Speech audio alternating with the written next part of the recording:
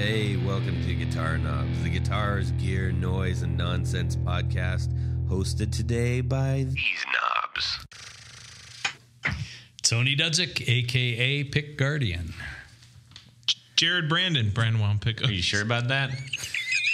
How come not the Pick Guardian?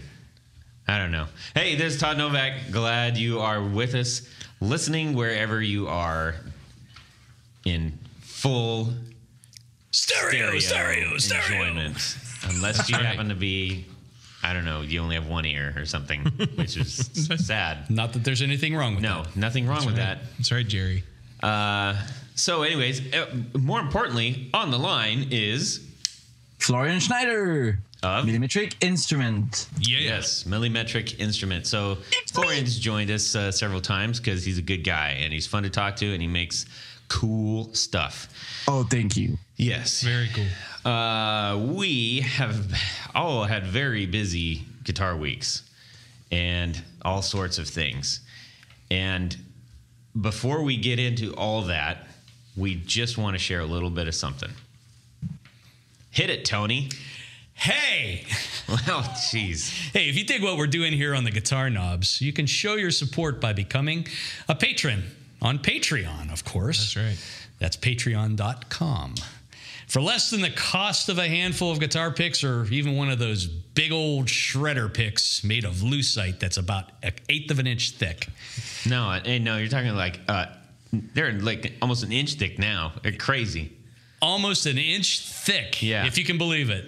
You break the string. Yeah. No, yeah. you can't even. You can't go on with the thing. Well, anyhow, you can keep this podcast running, even if you're a shredder. And for the cost of a couple of your favorite microbrews, whatever you like, 1, 2, 5, 10, whatever, you can get one of our super cool Guitar Knob t-shirts as well. As well as many other tiers. Yeah, there's many, many tiers. Not the kinds you cry, but the kinds you climb. Yeah, that's right. We cry tears of happiness when we see you. Honestly, we do. Enter a tier. I've seen Todd do that. You can support the show at patreon.com/the Guitar Knobs. And we really do appreciate you sharing in our experiences. And, of course, we appreciate your continued support and your subscription. Well done. Yeah. All right. Bravo, my man. Thank you. Bravo. Thank you, sir. I'm a paid got professional. A French bravo, too, with the proper Ooh la la! tongue roll. All righty. Let's just get on with it, right? Yeah, let's do it. Do it. Trying to think if there was any other sort of newsy bits. We just ordered more shirts, so those will be coming at you. I think I'm going to try to do like a flash sale on Instagram, and they're also available from what we just mentioned. But more to come. And I think Jared just made some shirts too, so Absolutely. he's going to figure out how to get those to everybody. Maybe a flash sale for Jared too. Maybe. Well, we shall see. Jared, tell us what you did this week. Well, there's a few things. Number one, you just stole it from me, the shirt thing. All right, next. And I want to know. Okay, bye. Really, the only thing I want to add to that is that Todd helped me out with that design, so I wanted to throw some credit out to Todd. He did a fantastic job. No, thank you. Yeah. But no, the really fun, cool stuff, as far as gear, I finally got to put together my full stack for my Plexi clone. And the top cab came this week, and it has pre-roll speakers in it. And the thing sounds like gold. It's just, I love this cab. I love this setup. I love everything that it brings to my ears and how it makes my ears bleed. And it's super loud. It's glorious. It's everything I thought it was going to be. Very happy with this new amp. And for those who don't know, probably everybody knows by now, I do make pickups for a living. So my whole line of thinking was I should have some notable good amplifiers to test my gear in so I could be taken seriously by everybody. And that was mostly the reason why I stepped up on my amp game. So really happy. Now all I have to do, because I have several other amps too that I enjoy and I like and I test stuff on. So now I have to find a way to efficiently hook them all up together so I could, switch over without pulling jacks in it out. I need a nice custom-made switch box. Nah, you just take the output from the Marshall and plug it into the output of the Fender and crank them both up to 10. See which one wins. Oh boy! For a nice ABY, you should look for Nerd Knuckle pedals. He makes like multiple out ABY plus how much you want isolated outputs. It's really nice pedals. Yeah. So what was that pedal called again? Nerd Knuckle. Well, the brand is Nerd Knuckle, I think. I should put that on the all right on the Facebook group. But it's nice pedals for switching stuff. Yeah, and if anybody else has any suggestions, go ahead and throw it on the Facebook group. That would be great. Yeah, so that's pretty much what I had going on this week. And there's a lot more, but I'm going to save that for another week, of course. Of course. But yeah, I'm pretty stoked right now. There's nothing more fun than getting new gear to mess with. For sure, 100%. Oh yeah. Florian, what have you been doing this week? Oh man, I'm really busy at the moment with the Sonor and the guitars. So this week I made some paint on some new paints test. Pink one for bass and gold, shoreline gold for an MG6 body, the double cut model. So that was fun. And I'm working on my first acoustic guitar. So I started drawing in 3D the whole thing just to try some things out. And pretty intense Very cool. on all of that. First acoustic, it won't be a traditional acoustic, I'm assuming. Well, it will be a mix of a few things. Yeah, it'll have your spin on it, right? Oh yeah. No, it's not gonna be like a dreadnought or any you know. Yeah. As long as it's a Florian like, that's what we like. Yeah, well, he will have that twist. I have a lot of things to learn in that area, so we'll see how that turns out. Cool. Tony. I just got in some really cool material this week. Like brocade or? Yes, something in a nice sash. I'm putting sashes on all my guards. But no, it's that would actually look, wait, hold on. That would actually look kind of freaking cool. If you think about this for a second. Hang on. Think about like a Les Paul style pickguard popped out a little bit. Yeah. Now think about the ribbon that you would put in a lapel out to the lapel button loop out to the collar, like in military uniforms. I think that's like a European style kind of military uniform. Okay. But maybe French. But anyways, that would actually look kind of cool. I think. I'm just saying. No, like a metal ribbon kind of thing. Not like metal, but like metal. Like a medallion. Yeah. A medallion. Okay, go on. Okay. What's your story? So A medallion. So anyhow, the two materials that I got, I can't get in the U.S. This stuff is from China, and I'm never crazy about buying stuff from overseas. But here's the deal: it's a lot less expensive, and I can't believe how quickly I can get something shipped from China or Singapore. It's like faster than if I ordered something in the U.S. If I order something, say from like All Parts or something like that, it takes me a week to get here. Yeah. When I order something from China, it takes 3 days. That's a big deal. I mean, that's awesome. And so you have the time thing down, but how about the quality of the product? Are you satisfied? I'm very happy. This is the two materials that I ordered it's called Tiger Eye shell, so it's kind of orange and black. I've seen that. Yeah, I think you've seen that. Yeah. And then there's also the zebra shell, which is like black and white and silver. It's the same kind of thing. Crazy small lines. Yeah, psychedelic stuff. It's cool.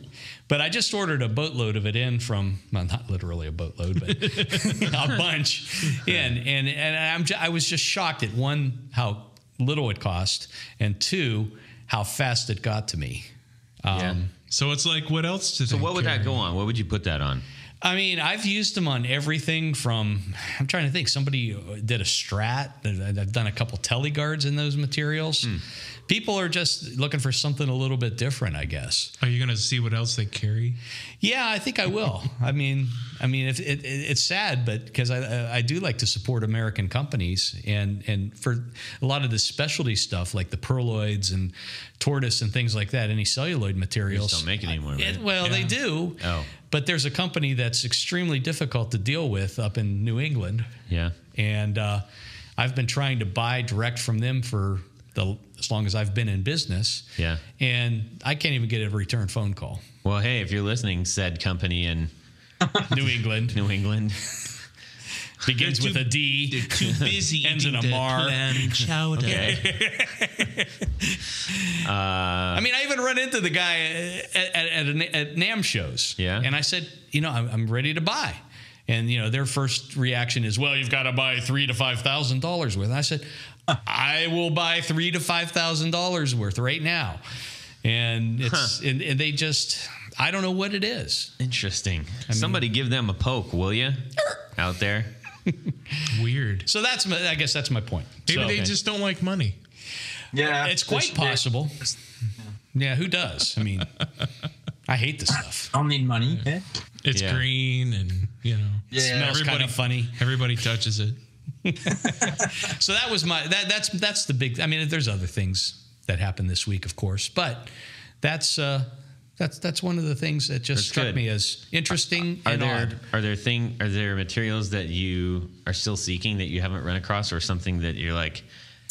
I'm sure you've seen just about everything as far as. What about the materials go. 1969 perloid back? Well, that I can have that made. Yeah, well, that's easy peasy now. But no, the one thing that is still, I don't know who makes it or if it's even made anymore. But in the late 60s, mid to late 60s and into the 70s, Fender used this really bright red tortoise material. And you cannot find it. I mean, there is a red tortoise that is like a screen printed material, and it looks horrible. Like bowling ball kind of thing? Well, it's like Kurt Cobain's Jaguar. Yeah. Or not Jaguar, his Mustang. Right. He had that very bright red pickguard. Yeah, I know what you're talking about. It reminds me of bowling balls. Yeah, I guess it is, because it's kind of red and white and maybe a little bit of yellow thrown in there too. Yeah. And you can't, there is just not a reasonable substitute. I have people asking for it all the time. And I tell them, they're making Kurt Cobain guitars, right? I guess 9 times out of 10, that's what it's for. Yeah. Interesting. 8 times out of 10. So, but that's the one thing I like celluloid material. Sure. And, if I can find it, then the choices in celluloid are just like slim to none. Mm-hmm. Other than tortoise material. That's interesting. Well, what's going on in your world? One at a time. Okay, so last episode, I was on the hunt for an acoustic guitar, and I got one. Yay! And our friend from the Great White North is going to be happy because it's an Art and Lutherie. Oh, Canada. Yes. Made by the Godin Made factory. by happy Canadians with national health. Yes. That's right. Thank goodness. Okay. Anyways, I absolutely love it.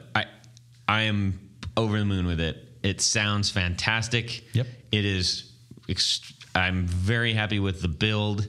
And I'm going to put that video up of the factory so that now I got to remember to do that. By the time you hear this, I will have done that. So there. Nice. Now, aren't you glad you didn't get that Nasty Martin? Well, the Nasty Martin you're referencing is the DXAE, which is sort of like a full body Ovation back. Ovation Celebrity back. It's all plastic. The whole thing's plastic. But the neck was really cool on that. I I did like the neck quite a bit. But anyways, it's great. I'm very happy with it. And the electronics are fantastic. I plugged it in straight away, and I was stunned at how true to the actual acoustic sound it was coming out of my amp. My friend loaned me a Takamine top of the line Cadillac, blinged out everything, and I don't think it sounded nearly as good as this. But that's just me. It's very subjective, of course. It's a nice guitar. Thank you. Plays well, sounds good. What more can you ask for? Exactly, and it didn't break my bank. It didn't break my bank. Godin really makes nice stuff for the price. Yeah. Well, and this is an interesting thing in the video. I was telling Tony about this.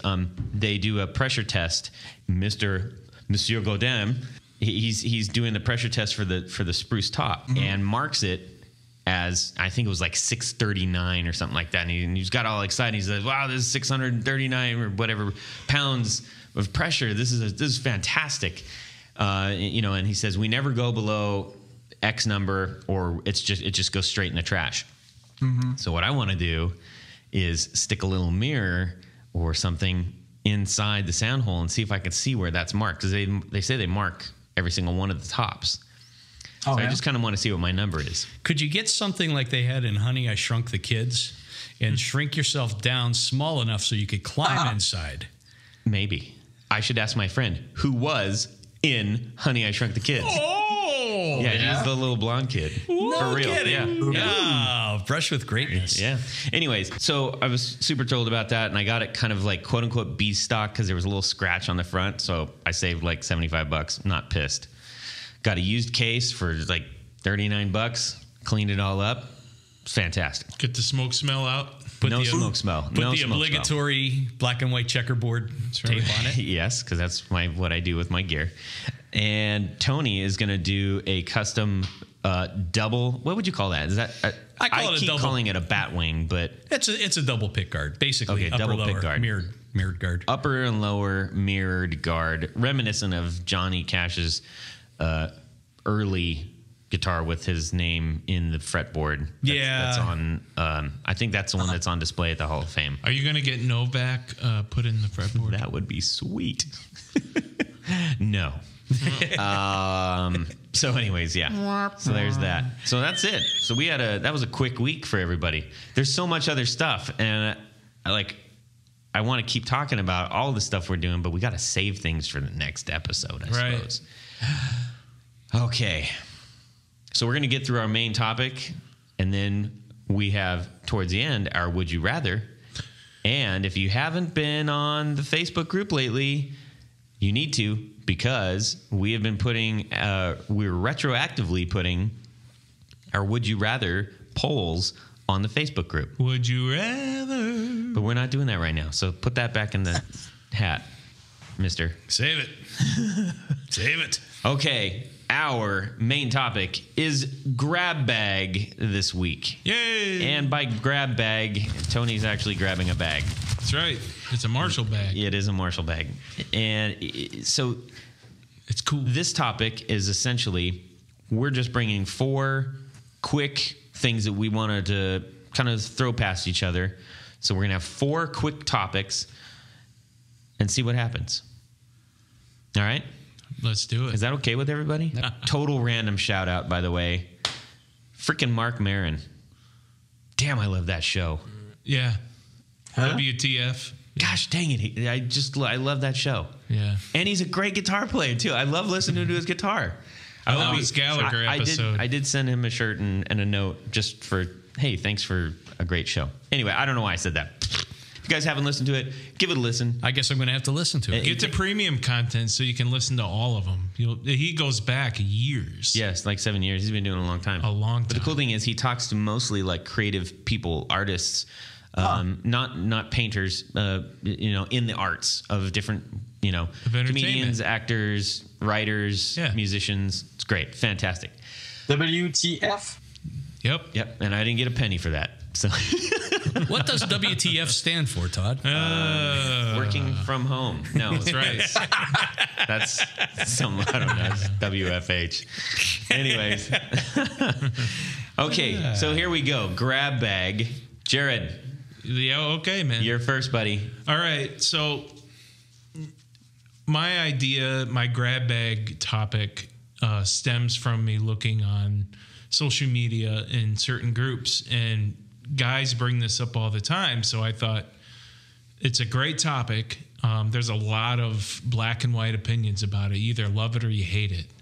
But it's hardware. Do you like relic hardware, nickel hardware, chrome hardware, and then there's gold hardware, and then the fact that the gold on your hardware really doesn't last that long, especially if you're wiping hold on, it time out. We're gonna yeah, you got to narrow that because that's All right. like all hardware. I just want to talk about And gold there's hardware. black hardware.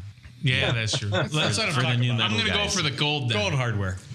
Can we start that? Sure. All right. All right, let me rewind it. Don't let that pizza come shooting out of your nose, Jared. Okay, hit it. I love pizza.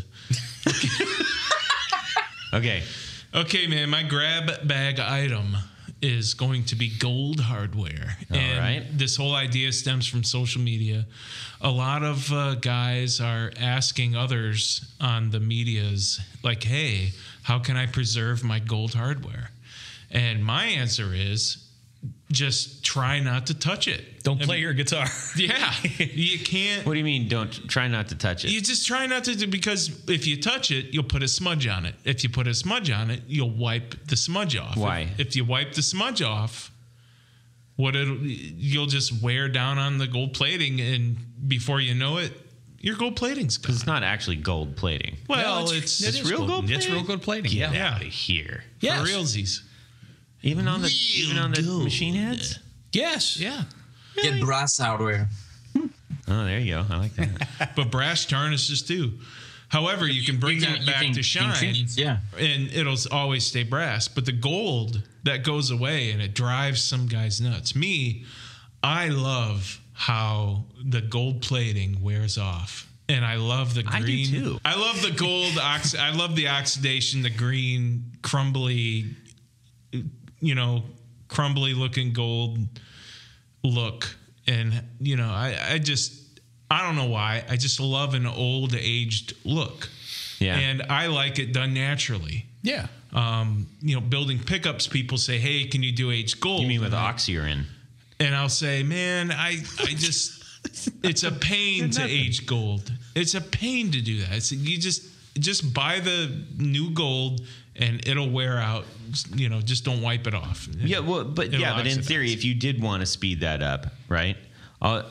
In theory, again, because I'm not a professional. Get a rag and a metal polish. It just takes it right I'm off. just Or saying oven if you cleaner. just rub your hand all over it, because essentially it's the oils that are your oils are breaking it down. The oils and the acid. So in, if you in there is, are, if you immediately just get oils on it, Just touch rub it, your hand smear all it. over it, Like a 2-year-old, and just then smear let it go. And then just let it sit there, and then like in a couple weeks, wipe it off. Woo-hoo. not even in a couple weeks. Just In a leave couple it there. minutes. Yeah. No, Scant seconds. So put it in the microwave. my advice, I'm going to stand by it Don't put it in forever. the microwave. Please do Dude, not put it in a microwave. If you're going to try to preserve your gold hardware, good luck to you. Just try not to touch it. That's Okay, just the best thing. so let's say somebody just inherited a I don't know Les Paul Custom's got gold on it. old Les Paul Custom, right? Yeah. They just inherited it, and the gold is all but gone. Leave it. Well, leave it like that. I would. All right. I think it looks. I'm not saying you wouldn't. I'm just I asking. love an old Flying V or Explorer that originally had old gold hardware. You see, there's gold in the crevices where you can't touch it. It's That's still true. there, or but the screw heads on the Right. on the pickups. I mean, so it's always cool. Screwhead, Jared. yeah. That's the whole point about relic guitars. I think if I would be to get Les Paul Custom, I would get it relic, because the new gold is like, ugh, Yeah.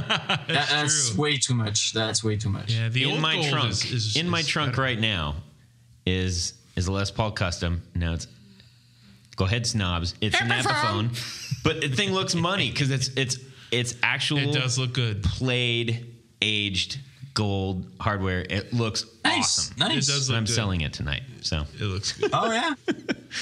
anyways, but we were just talking about it, so I thought I'd throw that out there. Yeah, but I just think that, I mean, as with most things on a guitar, I think you let them age out naturally. And I mean, I know people spend a lot of money and time trying to make them look relict or aged or whatever, but most purposefully relict guitars don't look natural to me. My stepbrother has a 1974 20th anniversary Les Paul Custom, and it was his dad's. And he moved into a smaller house or whatever, and I'm holding on to it for him. Now, I saw this when I was 16, 17 years old for the first time. It's when, my dad married his mom back in the day. And it looked brand new. The thing looked brand new. Like the gold on it was... Absolutely. The gold on it looked like it was never touched. I mean, I don't think his dad played it much at all. And now... So it just would have been in a case the whole time. He keeps it in the case under the bed. And he has been playing it. He has been playing it. And I played it whenever I could when I was, 17 years old. I mean, gosh, I couldn't afford something like that back in the day. But now it's finally, the gold is starting to tarnish away on it. It's great. But it's from 1974. It's like... Florian, have you ever been asked to put gold on your guitars? Oh yeah, and always refused. Excellent. The gold rubbed off. No, it's not fitting on my stuff. With your aesthetic. I almost always refuse to put Chrome. Oh yeah, chrome. That's for sure. It's not going on one of my guitars. Yeah, right. It has to be satin. So it's interesting that you said it isn't fitting of your style, because I'm gonna walk the line right now. An all black, one of your guitars all black with gold hardware, I think would actually look really sick. Or all white, like fully all white, like painted neck white. Let me explain why I wouldn't do it. Because I have gold on my guitars, and it's not gold, it's just brass. But on my bridge, the saddles are brass. Yep. The set screws for the knobs that raises now are brass. And if you did like a Black Beauty style millimetric, that's what I'm saying. That would it will have less gold than a usual custom Les Paul hardware. It will have a small appointment of gold. I would do it like in flat black and stuff like that with a bit of a gold appointment, but not too much. It has to be. To me, like it goes well on a Les Paul, but on my guitars it has to be tamed down a bit. I won't do like the whole bridge plate and the whole bridge saddles and tuners in gold. Would be I'm talking, but I'm doing like a shoreline gold body, which is like the whole body in, but it's not real gold. It's just faded gold faded dust gold kind of style. Yeah, I like that. That's interesting. So all right, so gold hardware. It looks great on a guitar, but don't expect it to be like that forever. Right. It's going to tarnish. Just let it tarnish, and it'll still look great. Yeah. Well, when you replaced, when you put in your PAFs into my Sheraton 2, it is noticeable. Like the covers on them are just like brand new gold. Right. And that it didn't bother me because I knew that they would age. So if you do have a guitar and you are experimenting and you're getting new parts to replace, as most people do as they're, going through the stages of guitar ownership and things. Then don't worry if it's like, this is more gold than the other one. Yeah. It'll all even out eventually. Yeah. And if you've been playing a long time, you'll learn that it just fades away. It's just the way it is. Unless you don't play it. So play it. That's even more reason to play it. Right. So if you get new gold, you got to play the crap out of it and don't clean it. Yeah. Just and leave it outside. Put it on the roof. You could do that. In the microwave. Right. Right. Put it in the freezer. A giant microwave. Put it in the shed. Yeah. I mean, that's actually not a totally bad idea, right? Oh, that's a very bad idea. Yeah. How do you think the true sword guitars are made? Oh man, yeah. I think he just those are pees made on them, out of doesn't he? sheds. Right. Those are actually sheds. He opens a bottle of acid and just lets it be in there. Those are amazing. There was some rumors about like those guitars being buried and at the beginning, not now, but yeah. It's a very interesting approach. Anyways, cool, good topic. Thank you, brother man. All right, it was fun spinning. This is the spins. Florian. Let's talk about finishes. Yeah. Okay. Well, I saw on the Facebook group on the Gibson versus Epiphone. Yes. A guy said like, give me any Gibson with the Nitro finish. Okay. Any day. I was like, I'm always like pain when I saw somebody like talking about the Nitro finish. Because that's one thing I wish that could get out of the guitar business is Nitro finishes. Okay, really? Why? Oh, it's so dangerous for the health of the builder and your health, because Nitro finishes still emit gas, right? Did I get that right? Yeah. Win. I think they're degassing for about like 10 or 15 years after they're made. So yeah, I'm always like, Is that why the vintage Gibsons like smell funny because of the nitro, and that's why you get I'm not sure, but maybe yeah. Also that because crazy vintage case but smell. there is a reason why a lot of countries forbidden the use of nitro. Interesting. But nitro crazes. What? It crazes. What is that? Tony knows what I'm saying. Crickety cracks. Yeah, but right. It's called craze. Okay. And truth be told, the formulation of nitro finishes right now is not the same as it was in the 50s and 60s. They add a lot of plasticizer to it. Yeah. I mean, the stuff was a lot more volatile back during those days. Right. So, okay, let me pause real quick on this. We still want to talk, but for anybody out there who is listening and they're going like, I always hear the word nitro, I don't know what that means, or I hear poly, I don't know what that means. Let's just do a brief breakdown of generally what the differences are between the two, and then carry on with said conversation. Yes.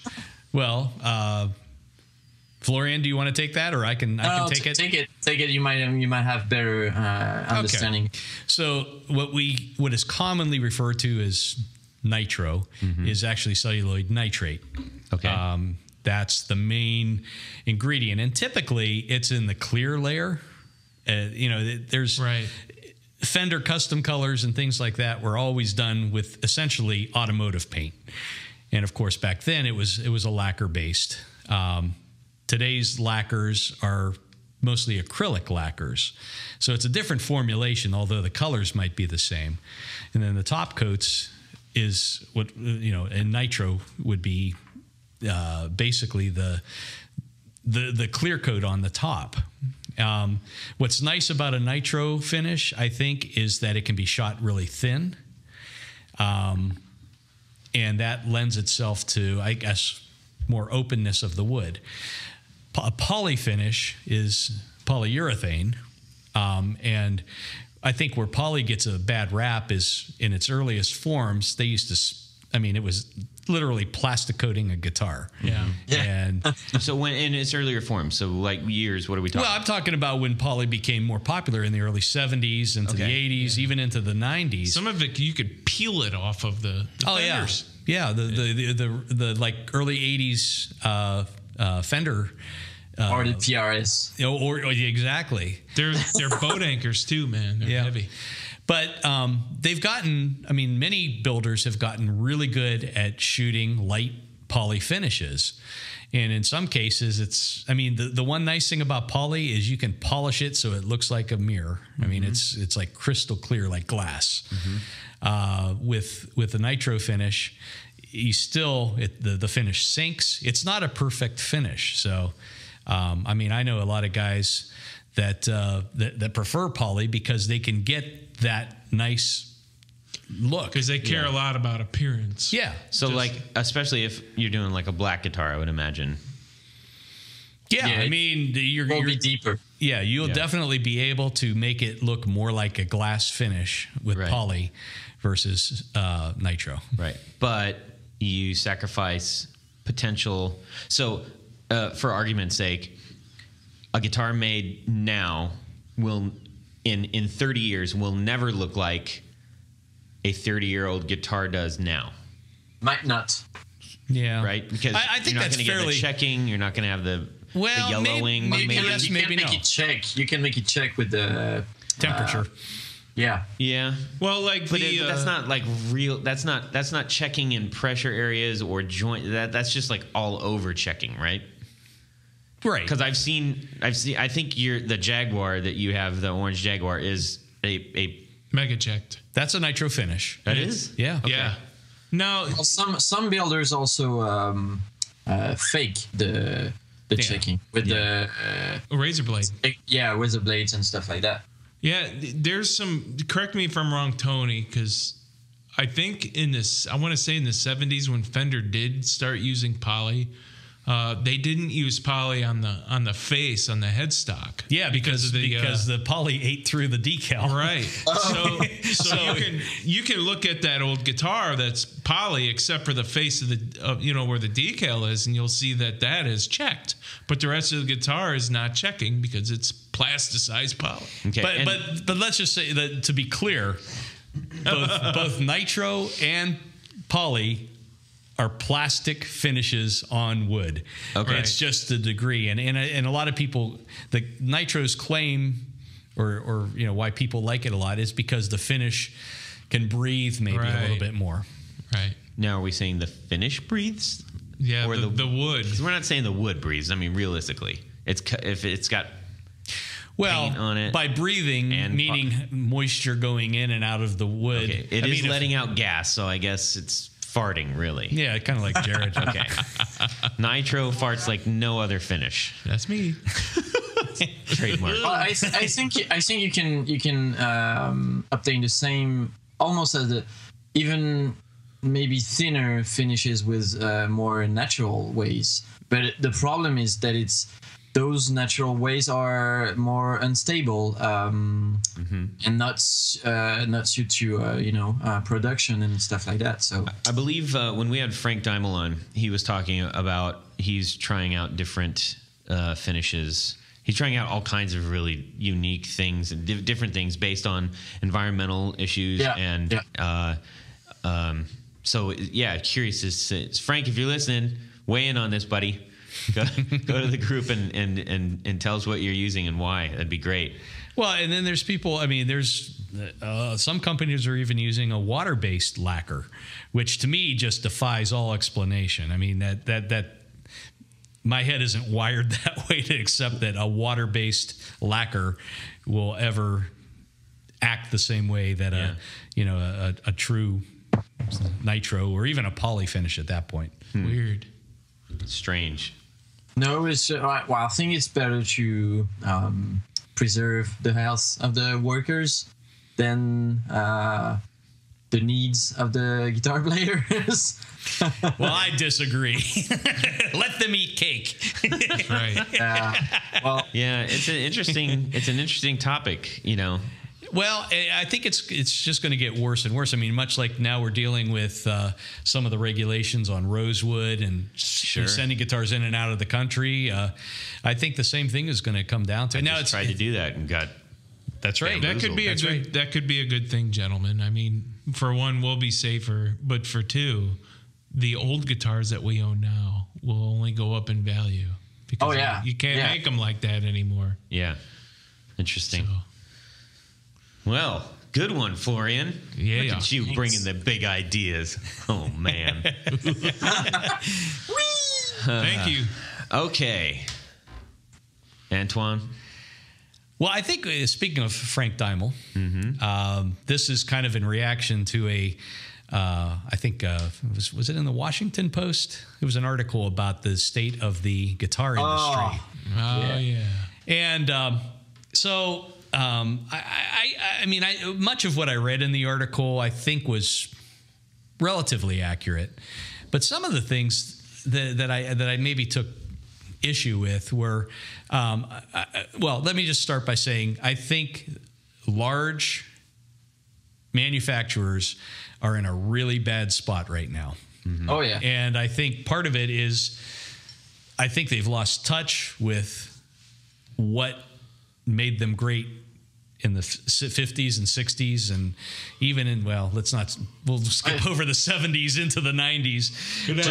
Just look at Gibson. Well, that's just it. I mean, and let's talk about Gibson. This one just really, there is a $5,700 custom shop Les Paul that has a built-in overdrive. Yeah. Now, if you want to put a built-in overdrive, put it in an Epiphone. Put it in your low-end Gibson guitar. Don't put it in a $5,700 Les Paul. Why is that $5,700 anyway? Go ahead, Florian. Yeah, to me, that's not the most ridiculous thing about the price. To me, the most ridiculous thing about the price is the way it's made and how much it costs. Because they can't possibly justify the price of a Les Paul now, because they're all made with a CNC, which I'm not bothered by, but I'm just bothered by the price, you know. If a guitar is made by a CNC, it shouldn't be that price. It shouldn't be that price, because you can't justify a price that high for something like that. They can make I don't know how much they make a day, but that's where it's ridiculous, you know. So as a builder, now granted your guitars are very unique, but if we're talking about that sort of where does the price come from, do we think that price is coming from the sticker on the headstock, or do we think it's coming from the paint or the in this case, this is custom shop. Yeah. So I've been those are hand built, right? Well, custom they're shops. more hand built. Yeah. But to give you an idea of the difference between what happens at the Gibson factory, where they have a top carver that does a dozen tops at a time, right? CNC controlled. At the custom shop, they actually have some of the old Kalamazoo tooling, right, which basically requires more hand controlling. So they'll have basically a top on one side, and on the other side is the carving thing, and it's kind of like a pantograph kind of thing. Yeah. So they have a lot of the old equipment. So that I can forgive. Well, not really, but I guess a $5,000 Les Paul made in the custom shop, I think is forgivable to some degree. But it doesn't sound like you do, though. And it's a lot of money for a guitar. It's a lot of money. For Gibson, yeah. For one with no provenance, correct, or that aging that we were talking about, or it was I don't know. This has the burst driver or whatever they're calling it. I mean that just blew me away that they would do something like that. So. Getting back to the state of the industry. So I think the big builders and big manufacturers are having trouble because, it's almost like they've diluted all that they've done over the years. I mean, I think if Gibson wanted to make money, build Les Pauls, build Flying Vs, build Explorers, build the stuff that built the company. That's right. Simplify it too. Yeah, I mean, I have yet to understand why Gibson in particular would try to build a sub $200 guitar or whatever they're doing. Well, that was the Epiphone. I'm sorry, but they had some sub $400 or sub $500 guitars. Put that in the Epiphone line. Yeah, let them take that. They've been Fender's, doing that for years. I know. Maybe they just had a big pallet of wood that they had to go through or whatever. But Fender is guilty of the same things, and a lot of larger manufacturers are having trouble. But I financially. I think Fender is doing better than Gibson. I think that's probably a fair assessment. But But the other part of that is why I wanted to talk about it, and the article did kind of mention this or touch on it a little bit, is I think today there are probably more small builders and boutique builders than there have ever been. So while there may be fewer actual guitar players out there, generationally, I mean, they're talking about, even a new guitar hero won't help the business end of it. I think there's... Well, Ernie Ball got a lot of heat for trying to do that, basically making a guitar hero with the St. Vincent model guitar. And it is a very polarizing conversation that I was tracking. And the idea of, like, why are you shoving this guitar / bow tie hero behind it who isn't really a guitar god at all? Kind of thing. Is like, what is this?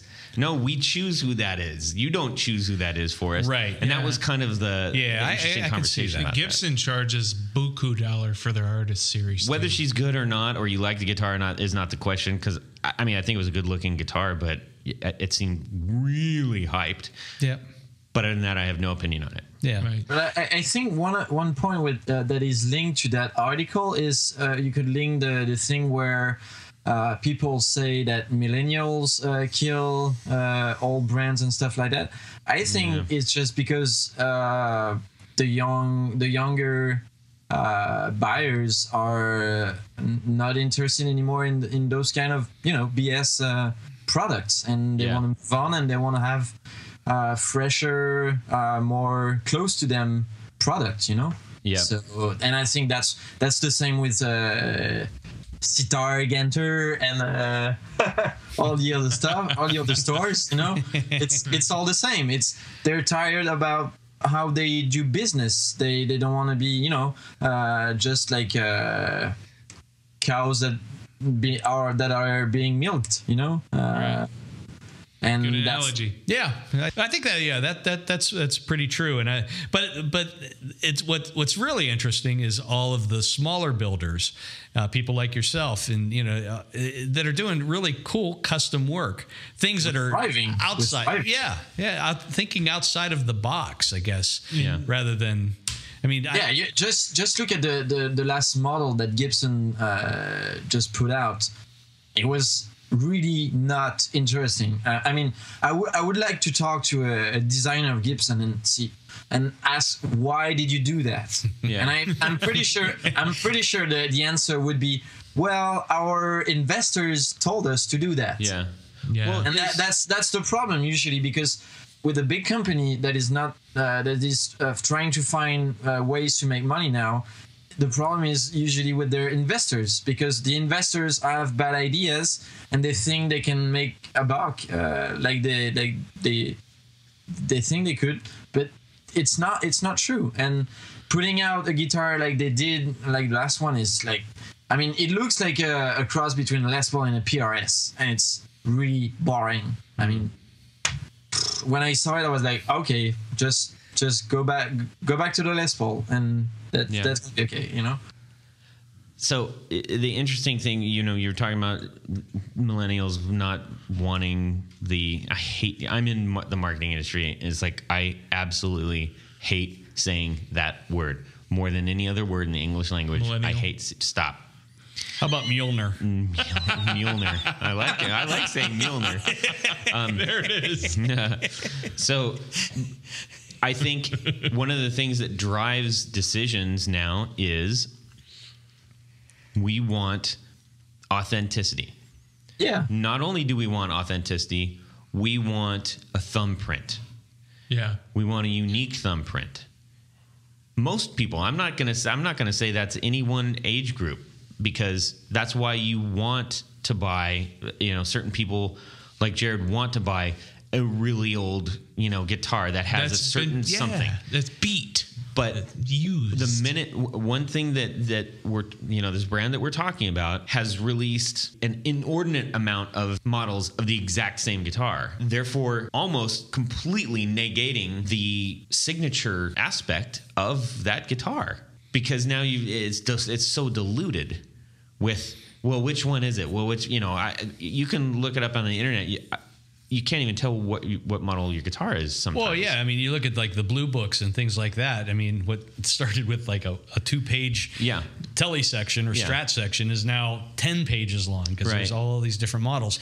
So it's an interesting problem there because, look, they're never going to stop making that because it is an iconic, and it's a great product.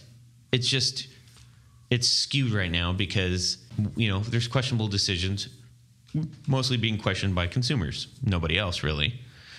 So interesting. We'd love to hear what you guys think about this as well. Please let us know. Please weigh in. Yeah. On any of I am not an expert at anything. Any of the grab bags, please share your opinion. Yeah. Interesting. Okay, Florian, is that you have anything else to add there, man? No, not really. Yeah, that's okay. Okay. Mine's not controversial. What's yours? I want to know just preference, really, more than anything. I'm interested in having a few pedal board people on, and I like pedals and pedal boards. There are many different kinds. Bunch of them. But I'm just curious what your guys' preferences are as far as pedal board goes. Do you like a pedal train style where it's all metal, easily accessible? Do you like the idea of having a wood wedge, or even a wood wedge with the suitcase top? I think those are pretty cool. The flat boards that are with the aluminum sides and the handles that just lay completely flat that you just put right into a flight case kind of thing. Curious. Florian, what do you like? I mean, you could say a different one too. I used to make pedal boards. Ha. So why don't you any longer? Well, I will restart doing pedal boards, but I was so busy with the guitarist that I couldn't make any boards and cabs and stuff like that. But I will restart because I will go full time pretty soon. Cool. When you were making them, obviously you were aware of other people making them. Yeah. What were your thoughts on what you were seeing versus what you were doing? Well, one thing that you can see in that business, if I may say, is that a lot of them are pretty much made the same. It's a slanted top and some sides and with that are jointed with the the usual I don't know how you call that in English. A fancy dovetail joint. Yeah, dovetail joint. Thank you. Fancy English. Yeah. No, the joint is fancy, not the word. In French, you just called it a dovetail. No.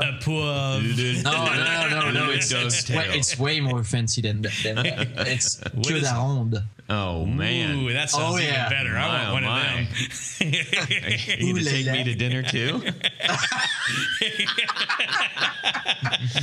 Oh man, I don't know where that came from. Yeah, that's that. I think that was the kind of because a lot of the builders in the pedalboard world went under because they were all making the same and so there is some exceptions. I don't remember any names, but some people are doing like flatboards or mix of aluminum and wood sides and. I think there is one German that makes like crazy fancy aluminum things, which is called Hellborg. I think I'm not sure. Hellboard. Yeah, no, Hellborg. Oh, Hellborg. B-O-R-G. I think Hellborg. I'm not sure. I'll try to find a link and put it on the Facebook group. Okay. And there is also like the temple thing. Yeah, temple board. There is a lot of solutions in the pedal board. But There are. What's your preference? Now I think I would go with a flat board because it's when you want to change and you have like space problems. It tends to be cheaper, so you can change and switch easier. You mean like getting a bigger board or adding to it? Yeah, that's kind of why I stopped doing pedal boards also, because I was like, okay, I will sell a pedal board to a client and it may not need that in 6 months or 10 months. Yeah. Well, the one thing that you have advantage wise is that you can sell somebody your guitar, which is uniquely millimetric, and a cab, which would be uniquely millimetric, and a pedal board, which would be uniquely millimetric. That's really cool. That's a suite.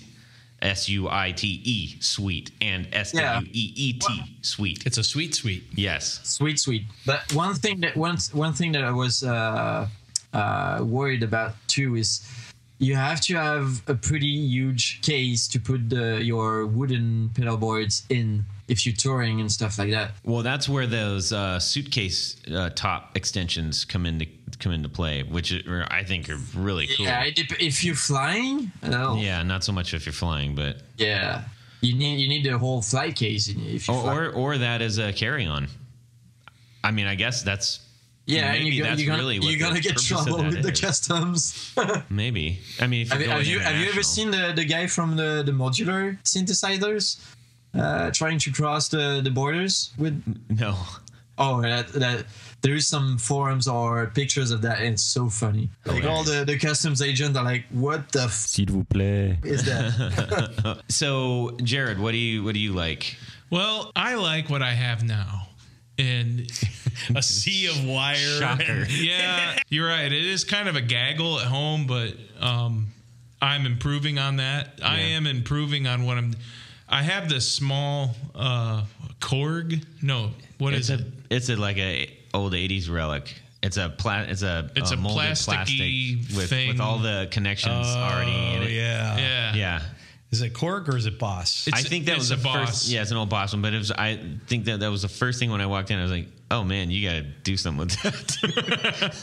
It is old. What I love about it though is it's got tons of 9-volt outputs. Now we got to help you out with that. You know what? I do need to improve on there's a couple. Check it out. Sure. I know for certain a couple of the ones that we're looking at. There are a couple pedal board builders. Shocker in Ohio.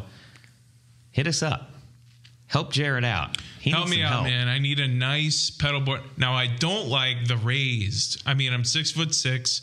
I don't need to, I don't need a big raised it's not on, board. Like bleachers or anything. Right. But some of them are really they're angles, crazy. So I don't like the heavy angles. I like flat I like a nice flat down on the floors because that's what I'm used to. Okay. Been playing that way all my life. So. Okay. But help me out. I need a bunch of crazy stuff. I need a new selector box or whatever. So ABY. An ABY. I know for certain that there are a handful of guys in our vicinity that are making some custom pedal boards that are pretty cool. So we're going to look into that. But I'm not just going to limit it to whoever is near us. I just happened to say that because I was surprised as I was looking into, okay, let's look at some pedal board guys. How many were in the general area? I was like, wow, that's a lot. Maybe not a lot, but I was just surprised that there were that many. You either get a flat one, you get an angled wood one, or you get a metal bars one. So that seems to be what the choices are these days. Which, hey, that's fine, unless you want to make your own, and that's fine too. My thing with those is I don't want to spend more on a pedal board and all the things to make the pedal board usable than I do on the pedals. So I was just watching John Scofield. I just totally blanked out. Okay. Hang on. Okay. Nailed it. Okay. That was an obvious cut because something hilarious happened and we just had to get our laughs out. Yep. Okay. I was just watching this thing on that pedal show, and I don't know if I'm going to be able to do this. Hang on a second. I'm all, oh no, my eyeballs. My eyelids. I got sweating. the vapors. Are you verklempt? All right. You verklempt. All right. Here we go. All right. That was an obvious cut because some hilarity happened, and we just had to get that all that out. I'm not crying. I'm trying not to laugh again. So we're just watching this. Oh my god! Hang on. Okay, pedalboard show. He's that punch drunk. pedalboard show. Oh, I love the show. Dan and Mick. Hi guys. Yeah. I don't have a horn to honk. They were building a custom board for John Schofield, and they were just using a pedal train. I think a 24-inch pedal train. Dan's putting that thing together, and that's what he does on a massive scale. To build amazing pedal boards. So he's making this little pedal board almost equally amazing, and I was just going like, wow, that's a lot that's going into that little pedal board, which is cool if you have it, but if you don't, trying to make it so it isn't super messy and you don't have issues and things aren't falling off and your power's running right and everything. It's a lot to think about. Anyways, that's probably another topic altogether. But I think it maybe a slightly bigger board, maybe a totally flat one, might be the trick. But who's to know? I'm going to explore it a little bit. Do it. Yes. All right. That was fun. Time for... Would you rather? Oh, very nice. The golden-throated Jared. That's right. Okay. Our Would You Rather for this week is... Would you rather have a boutique guitar made for you, or would you rather have a major brand custom shop guitar? Which would you choose? Because there's benefits to both of them, in my opinion. Yeah. I was just looking at your body language, and you're actually talking like I was talking like to our this, audience is right in our room here. Well, that's kind of nice, I guess. Yeah. Just so everybody out there knows that. Okay. Boutique, bespoke boutique guitar, That's or major label custom shop guitar. That's right. Tony. I think it would really depend on what I was going for. All right. Okay, let's just say I needed It can't be a Rickenbacker. let's just say I needed a Les Paul style guitar. Okay. Does Rickenbacker has a custom shop? No, No, that's they all do he not. likes, though. I like just everything. I like Okay. everything. All right. But anyhow, because even boutique builders are really not allowed to use a Gibson headstock. Sure. Put a Gibson logo on it and that Right. sort of thing. Some of the so-called, tribute or copy guitars just don't look right unless they have the proper appointments. Sure. They put a different logo on whatever, a wrong shape headstock. To me, it always looks wrong. Now, so if I were in the market for something that was that specific and, whether it be a Gibson or a Fender or whatever, I'd probably go with the custom shop. But Okay. I prefer more oddball things, and I like to be able to choose. So you just chose two things. You can't choose two. Well, no, I'm saying this. If I would do it, I would go that way. You get one. Oh man, Tony. Boutique is Have you not oddball, done brother. this with us before? I know that you have. is this a new show? It's No, Is this a new segment? This is Would You Rather, so you have to pick No, one but or the I other. think I was trying to explain. I was explaining my final answer in the form of an overextended why you would want both of explanation. them. right. Yeah. So, all that being said, I would probably go for the boutique builder because one, I could pick. Most boutique builders will allow you to pick pickups and other appointments and Have more things like control. that. I think you're more involved with the process. I think in general. Okay. So I think if I were, going to spend $4,000 or $5,000, I'd probably go with a boutique builder. Okay. Unless I was looking for something like a actual. Right. And for the record, at no point ever in my life will I ever be allowed to spend that much money on a guitar. Why? Because I've got responsibilities, man. Like I'm like a real dude. Just sell all of your guitars and buy one. I don't operate like that. Done. And I know a lot of our listeners don't either. But this is just fantasy land. So Yeah, exactly. And in case my wife is listening in, I would never spend $4,000 to $5,000. Man, that's crazy. That's just crazy. All right, Florian. Yeah, I mean, I know you're a little bit biased, but Yeah, I'm biased. Yeah, because I'm a builder. Let's say you wanted a good guitar, though. oh man, Oh, come on. Oh, ouch. No, yeah, I'm always on the choice side, and you can choose multiple stuff with the boutique builder, and you're probably getting more for your money, I think. I agree. It depends on the builder, but usually you're getting more for the money than let's say you buy a $4,000 Gibson.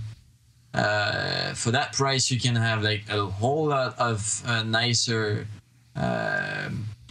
boutique builder made guitar, I think. Yeah, and I think well, you certainly have more range. In choices of said guitar, you can spend half that. You could spend more than that.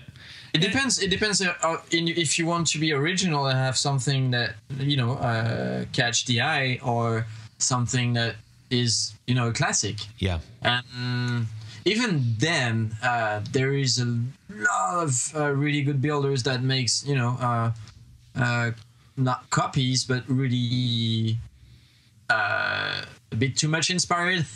Yeah. But interesting how you worded that. Well, you know me, eh? Yeah. All right. But I think the other things that you get, I mean, there's on hand-built guitars that I own, there is a certain mojo, and whether it's just in my head or whatever, but there's always seems to be something a little bit more. Maybe the wood quality is a little bit better. Okay. Go ahead, Jared. Yeah. I think I'm definitely going to pick the boutique, because, as you guys said before, you have control over the build, mostly, actually, in most cases, and you should for that kind of money. And we're not even saying money right now. Like, honestly, it's the idea. Even if it was only boutique $500. All day boutique. Let's say a major brand guitar was $500. Right. It's not about the money. It's about the principle. For me, it's about being involved, because I know exactly what I want. Okay. I know the neck that I like. I know the fretboards that I like. Everything. I know everything that I like, down to... Which I'm going to throw out something that's very interesting about what you're just saying. Because everything that you're saying that you like can all be traced back to a major brand. That's exactly right. That's an interesting argument. About a major brand that built them a lot differently. That's saying, practically a conundrum. In the early 1960s. I conundrumized you. Okay. Thank you for that. I am going to go with a boutique as well. For me, it is not about quality of wood. It is not about who was the name of the person that was. Well, actually, it kind of is. It's actually all about that. I want to be connected with the person who made that. Yeah. So that to me is I'm investing in more than the instrument. It's instant provenance. It's an instant story. It inherently would have more value to me. And I think someone else who might be interested in it, should they want it down the line. Regardless of quality of build, of type of wood, of appointments being made, it's simply the idea that in this world we have few things that are authentic anymore. Truly authentic. Mm-hmm. And it also goes for like that for the builder. A lot of my customers became friends, and I think that's something that is kind of priceless. So yeah. Well, actually, it was exactly how many dollars are you? Yeah, it could always go the other way too. Just kidding. With a bad experience, it could always go the other way too. So And it happens. It does. That's why I say most Yeah. customers. No, so I think It happens. It's the boutique wins out. Yeah. 4 for 4. Yep. Cool. Yeah. Well, that was fun. A lot of explanation on that one. Yeah, it'll be interesting to see really lay out some. Can't wait to see the Facebook group. Yeah, the Facebook results should be interesting to see. Yeah. Weigh in, man. For sure. All right. Hey, guys, we want to thank the executive producers, Tom Barazin and Martin Cliff, for their support of our podcast. If you would like to become an executive producer, head on over to patreon.com/theguitarknobs to find out how. Do it. And with that, can't wait to talk to you guys next week. Subscribe! Yeah. I got to get my last burp out. Had to do that. Like, did you crop dust us in here? No. Okay. Yeah. Pizza burns. Okay. A little bit.